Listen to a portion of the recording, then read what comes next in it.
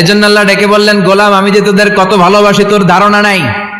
চোখের পানি ছাড়, গুনার কথা স্মরণ কর, তওবা কর। তওবার মতো তওবা করলে সব গুনাহ মাফ করে দিতে পারে কে? আল্লাহ। বিশ্বনবী বলে আমার কোনো গুনাহ নাই, তারপরেও প্রতিদিন 70 বারেরও বেশি আমি তওবা করি। আল্লাহে ইন্নী আস্তাগফিরুল্লাহ ওয়া আতুবু ইলাইহি আকসার মিন 70 মাররা। Could you imagine that? কল্পনা করছেন কোনদিন যে নবীর গুনাহ নাই, ওই নবী তওবা পড়ে প্রতিদিন 70 বার, আকসার 70 বারেরও বেশি। আমার পড়া দরকার কয়বার?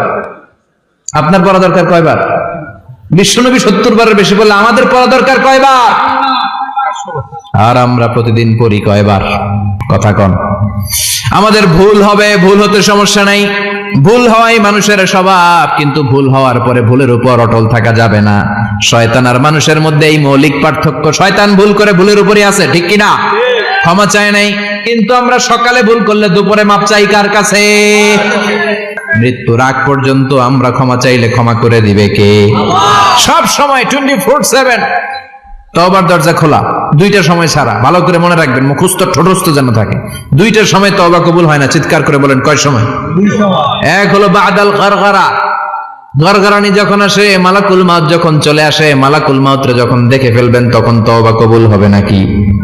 কথা কন। ফেরাউনের নাম শুনছেন?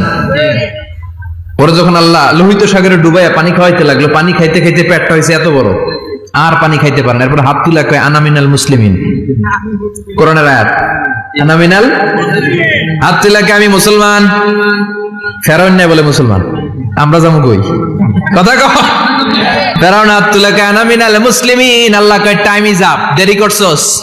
অনেক সময় দিলাম, অনেক সুস্থ রেখেছি, ক্ষমতা দিয়েছি, দাপট দিয়েছি, তখন যদি ঘাটটা নত করে, মাথাটা নত করে একবার ক্ষমা চাইতি, ফেরাউন তোরেও ক্ষমা করে দিতাম। কিন্তু সময় শেষ হওয়ার পরে আমি মুসলমানদের অন্তর্ভুক্ত বললে কোনো লাভ হবে নাকি? আল্লাহ বলল সময় নাই, সময় শেষ।